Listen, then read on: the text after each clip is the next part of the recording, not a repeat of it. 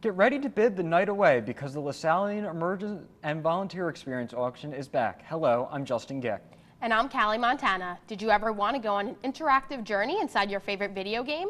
Well, the Franklin Institute can turn that dream into a reality. We have all this and more coming up on LTV News, where the action never stops.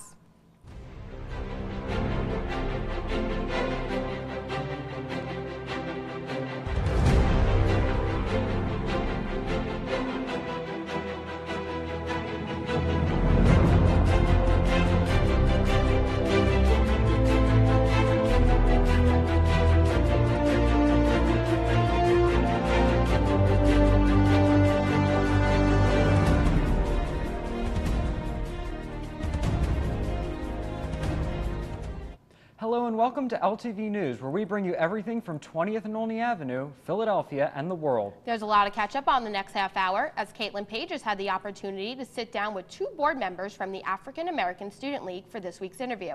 So let's hear the buzz around campus. The 15th annual LaSallian Immersion and Volunteer Experience auction is being held Saturday, February 17th at 6 p.m. in the Union Ballroom. Tickets are $25 for general admission and include the auction, dinner, and an open bar. University Ministry and Service hosts this annual event to raise money for its live programs and its service learning opportunities that allow explorers to make a small but meaningful difference in the lives of others around the country and around the world. Proceeds from the weekend's auction will benefit the 12 student-led experiences that are being conducted this academic year. Justin, I actually went to the auction my freshman year because I went to the Dominican Republic on a service trip. And I have to say that people should really get out there. It's $25, but you know, it's not that bad. You're doing a great thing, you're donating money, and there's also great things to bid on. And I have to say, the students really work hard to go out to businesses around the Philadelphia area so they can get the donations. So get out there, support it. It's great. Administrators and faculty are beginning the nomination process for the annual Student Awards. Every year, select seniors are nominated by an administrator or faculty member for their hard work during their time at LaSalle. There are 5 different awards that students can be nominated for. One deals with leadership, while the next one pertains to LaSallian values. There's an award for students who show promise in a political career, and an award for those who maintained an excellent scholastic record. Finally, there is Student Activity Achievement Award for those who have made significant contributions to LaSalle's program of extracurricular activities. Faculty administrators have until February 23rd at 4:30 p.m. to get their student nominations in. The winner of these awards will be announced at the commencement ceremony in May. Maverick's opening night is quickly approaching, and the Mask is looking for your support. Students will be putting on a series of one-act shows, which are all written and directed by LaSalle students. You can catch these one-directed acts at the Dan Roden Theater on Friday, February 18th, and Saturday, 16th, and the 17th at 8 p.m. After Friday's performance, you can head over to the food court and enjoy the nacho bar, which will be provided by Late Night LaSalle and the Mask. I am super excited. One of our LaSalle TV crew members, Jack, is in the play. Jack, we wish you the best of luck. Can't wait to get out there and support you. Yes, definitely. Are you going to go? I think I am, yes. Oh, I'm going on Friday. Oh, really? Yeah, we got to support Jack. I mean, come on. Yeah. They work so hard for this. They do. Oh, I can't wait. The African American Student League aims to educate and increase awareness about different cultural backgrounds. Caitlin Page has had the chance to learn more about the chapter by sitting down with the vice president and senior representative of the organization. Check it out. All right, so JC and Elisa, thank you so much for coming out and talking with us and everyone about African American Student League, AASL. What would you like to tell us about your organization? So basically, the African American Student League cultivates, celebrates, and communicates Black culture throughout LaSalle and our surrounding community. You know, we educate people on what being Black is and things that may be ignorant to others. We kind of bring that knowledge to everybody else, you know. Yeah, we also try and create a voice for like the individuals in our community and like surrounding that oftentimes don't have a voice. So we give them like a safe space as well.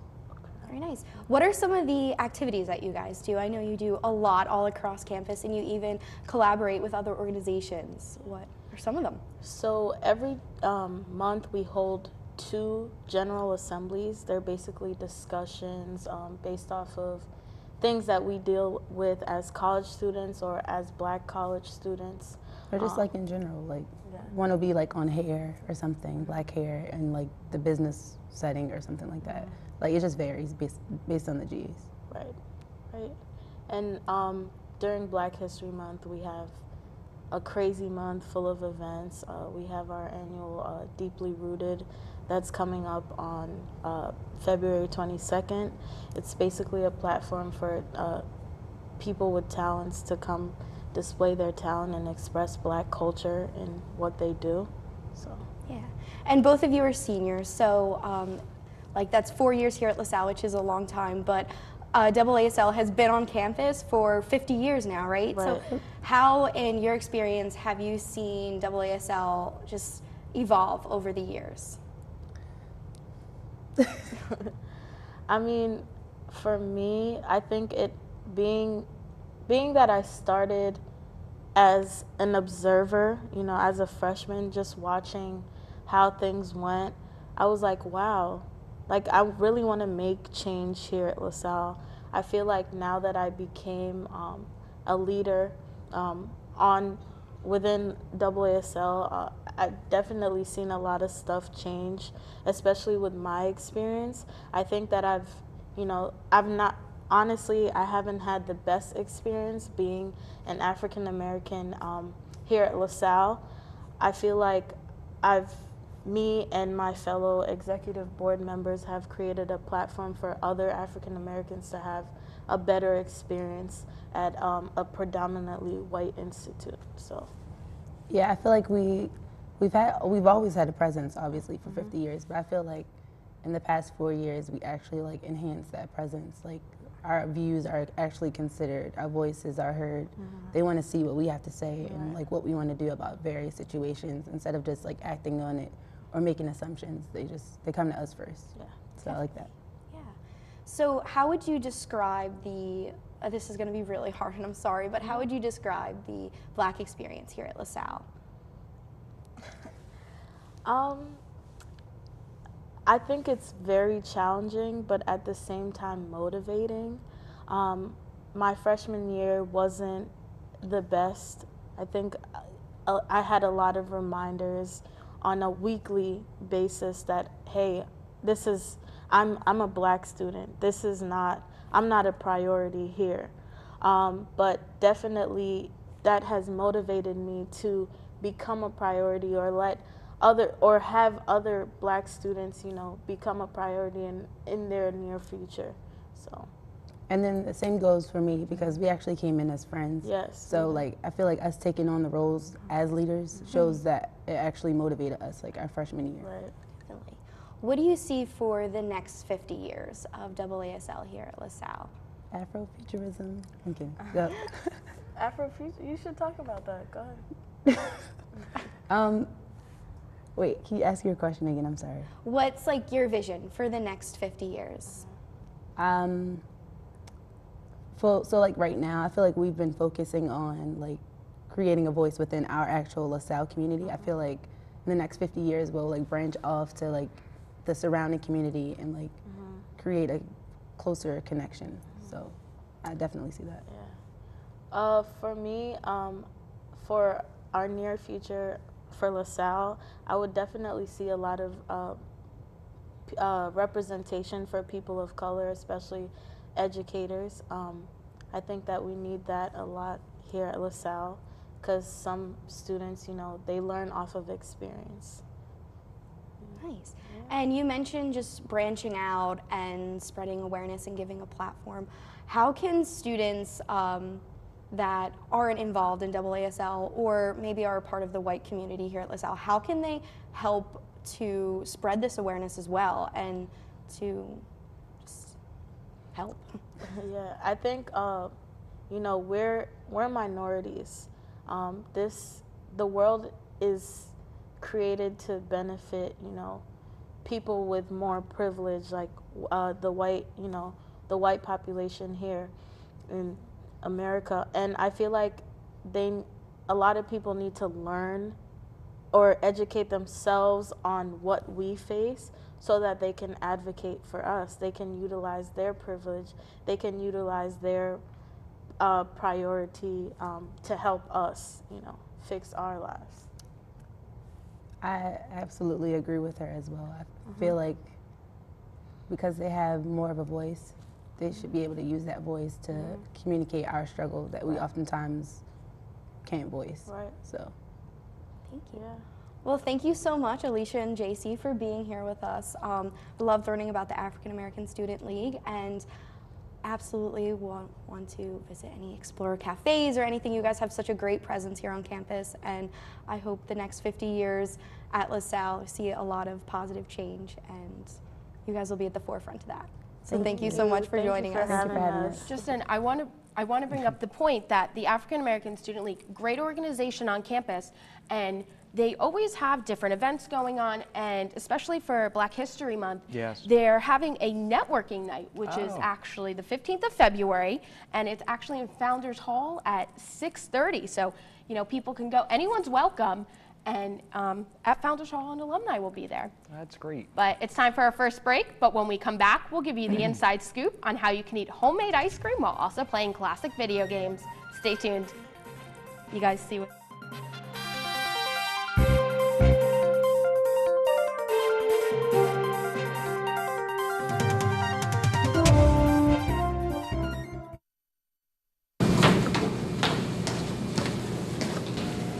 What you reading, loser?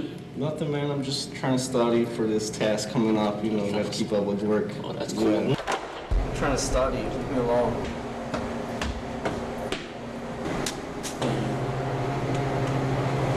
Hey, man, leave him alone. He's trying to study. All right, man. You got it.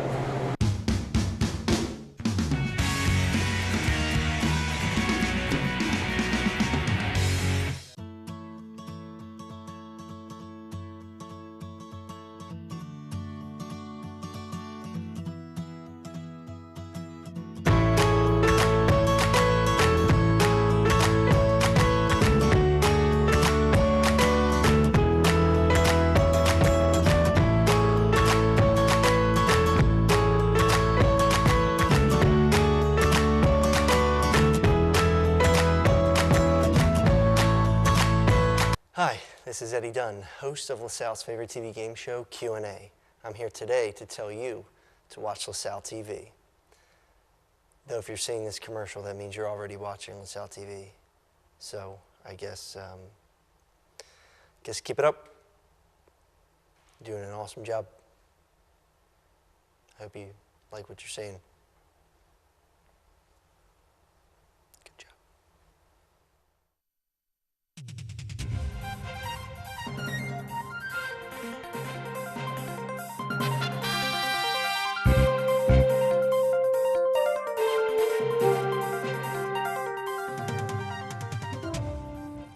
Welcome back to LTV News. Another NFL season is in the books, and for the first time in the Super Bowl era, the city of Philadelphia can call their team the world champions. On February 4th, the Eagles traveled to blistering cold Minnesota to take on the Evil Empire, the New England Patriots, where they were able to down Tom Brady and company 41-33. The win marks the Eagles' first championship since 1960.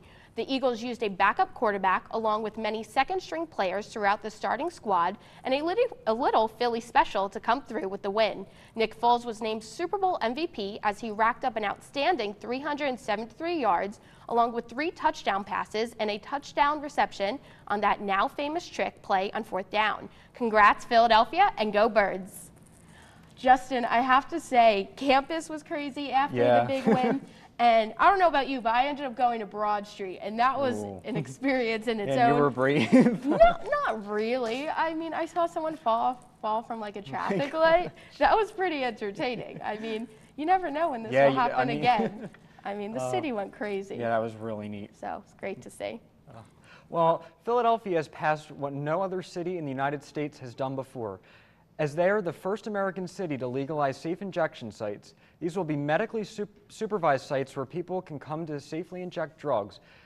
be revived if they overdose, and be helped into treatment. By implementing these sites, the City of Philadelphia hopes to diminish a crisis that has been escalating in recent years. Last year, the city experienced 1,200 overdose-related deaths, the highest rate of any major U.S. city. While the city will not operate these sites directly, they do hope that private organizations will take up the task of running these areas, each of which could save 25 to 75 lives a year and millions of dollars in hospital and other medical costs. Project Home, SEPTA, and the City of Philadelphia has joined together to build a daytime service center to help the city's homeless community. The facility is called the Hub of Hope and is located deep in the tunnels of the SEPTA suburban station. The facility will provide meals as well as offer medical care, social services, and basic necessities such as bathrooms, showers, and laundry machines, which will help several hundred people a day. When people walk in, they will be given free Wawa coffee and a number that, when called, will provide an opportunity for them to tell workers what services or treatments that they need. The Hub of Hope wishes to provide a place for anyone who needs rest and feel welcome in a place for help. Such a great thing that's coming to Philadelphia, and to be there, it really is a city of brotherly love. I mean, now people have a place to go, feel safe, and, you know, could just come together. Right, yeah, I mean, that is a really nice thing that they're doing. So. But the Franklin Institute will celebrate 5 decades of the world's most ingenious video game designers in their new game Masters exhibit. The exhibit will run from March 31st to September 3rd and includes over 30 innovative game designers, including some pioneer designers for Space Invaders and Donkey Kong. It also features more than 100 playable games. The exhibit is split into 3 chapters: the arcade heroes like Pac-Man, the console-based game changers like Rock Band and Sonic, and the indies like Angry Birds and Minecraft. Visitors will learn the evolution of gaming and the stories of the game designer behind them. Prices for the exhibit range from $15 to $30. Are you looking for a different ice cream experience? Are you looking to play video games and have a sweet treat? Well, if you answered yes, then the Tubby Robot is the place for you. Check it out. Take a trip to Manayunk, and that is where you will find Tubby Robot. Chris McGuire and Steve Wright Jr. are the owners of this unique joint and decided to combine their love for ice cream and video games. All of our ice cream is handmade by us on premises, which is kind of rare. But on top of that, our specialties are our sundaes. Like, sundaes are the reason we live and breathe.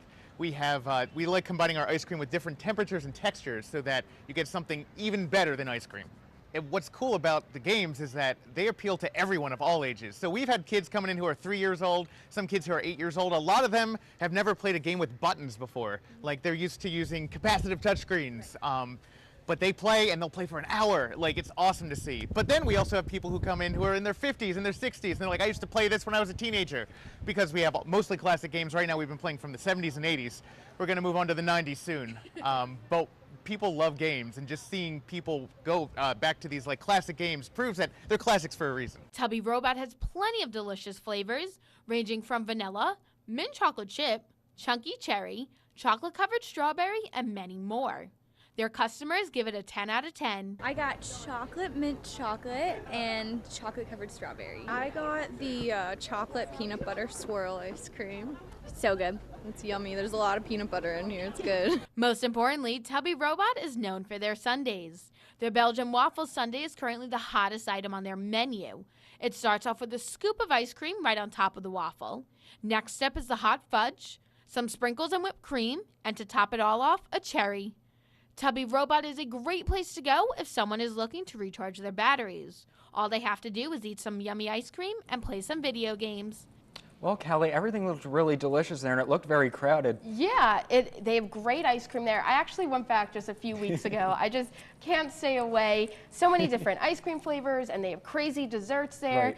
And I mean, the waffle, the big sundae, that is absolutely delicious. And you get to play video games. Oh, wow. Yeah, well, that's the whole thing. But, you know, great place to go. Coming up after this last break, we'll tell you how one popular baby brand is changing the way people think. Stay tuned.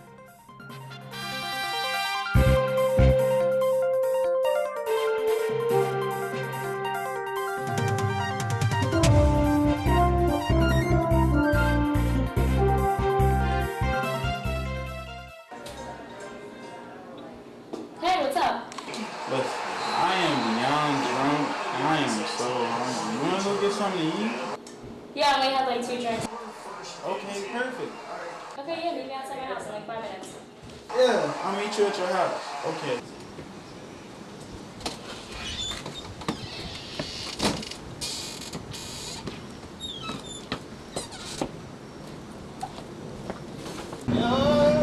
What's up, man? Come on, my God, you're so drunk. Just get in my car. Let's go. Whoa, you're swerving. I'm fine. You're the drunk one. I only had 2 cups. That's it. I'm drunk. I thought you were drunk. I'm not drunk. If I was drunk, I wouldn't be driving. It was just 2 beers. It's not going to do anything.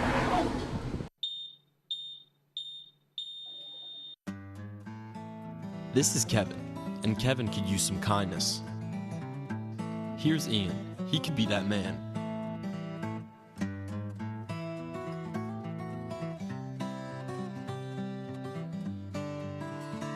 Ian chooses to be inconsiderate and not hold the door for Kevin, and in turn, Kevin suffers.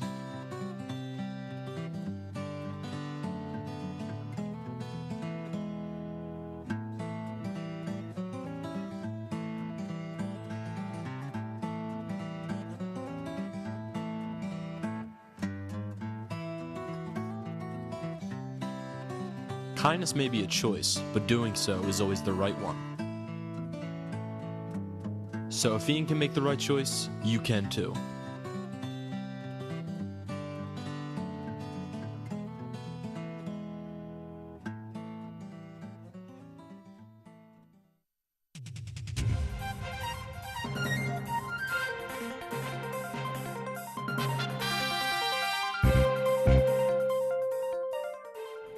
Welcome back. Multiple people are confirmed dead and at least 14 people have been transported to local hospitals in Florida. A gunman opened fire at Marjorie Stoneman Douglas High School around 2 p.m. Police confirm the suspect is a former student and has been taken into custody. President Donald Trump recently ended a second government shutdown this year. The president signed a new budget bill in the early hours of Friday, February 9th. Has his signature reopened the government just hours after shutting down. The new budget bill raises budget caps by $300 billion in the next 2 years. The Pentagon saw the biggest increase as they will receive $165 billion. The new budget bill also allocated funds for disaster relief efforts in Texas, Florida, and Puerto Rico, all of which have been hit hard this past hurricane season. The bill increased the federal debt ceiling and will keep the government open until late March. Researchers at Stanford University School of Medicine announced that there has been an incredible breakthrough regarding cancer research. Researchers claim that a new cancer vaccine cured 87 out of 90 mice. During the study, they injected 2 immune-stimulating agents into the solid tumors, and after that, the traces of cancer in the majority of the mice disappeared. According to researchers, this new vaccine is showing a lot of promise and could be a new inexpensive option for cancer therapy. Researchers are now looking for lymphoma patients who are interested in participating in this new clinical trial. Gerber announced the winner of their 8th annual baby photo search contest, and this year the baby is Lucas Warren. 1-year-old Lucas is the first Gerber spokesbaby with Down syndrome, winning over the judges with his glowing smile and happy expression. He was entered into the contest by his mother, who posted a photo of Lucas on social media, and was chosen among 140,000 entries. As the winner, Lucas's family will receive $50,000 and the title of the 2018 Gerber Spokesbaby. CEO and president of Gerber, Bill Partika, addressed this year's choice, saying, quote, "Every year we choose the baby who exemplifies Gerber's long-standing heritage of recognizing that every baby is a Gerber baby. This year, Lucas is the perfect fit," end quote. The PepsiCo company has been under fire recently after plans to release a new type of chip. Lady Doritos are in the development stage after the company's market research team found that women prefer to not crunch loudly when they eat, lick Dorito dust off their fingers in public, dump smaller chips into their mouths, and would prefer a smaller bag that could fit into their purses. Although Doritos claim that, quote, "We already have a Doritos for women. They are called Doritos and they are loved by millions," end quote. It's hard to see past the Twitter uprising. Many have compared the Dorito news to the disastrous Big Pens for Her, which were released in 2012. What is going on here? I have no idea. I mean, come on. I don't know. The big pens were huge. They were insane. They made no sense. Doritos, what are you doing? I know. I mean, how are they going to pull something like this off? I mean, it's insane. And my thing is that like, I'm sorry, what? I'm still mind blown. Like my mind, it's boggling my mind. Like, ladies don't like to lick their fingers in public. That's just gross to begin with. Right. Like, what are you doing? Like, this needs to stop. It does. This is just crazy. Well, that just about does it for this episode, but be sure to find us on the web as well as the rest of LaSalle TV on our Facebook page. We love to hear your thoughts, so tweet at us using our Twitter handle and start the conversation. If you missed the scoop and want to see it, you can find episodes on YouTube and on our LaSalle TV Philly page. Until next time, for Caitlin, Justin, and the entire crew, I'm Callie Montana. Thanks for watching LTV News, where the action never stops.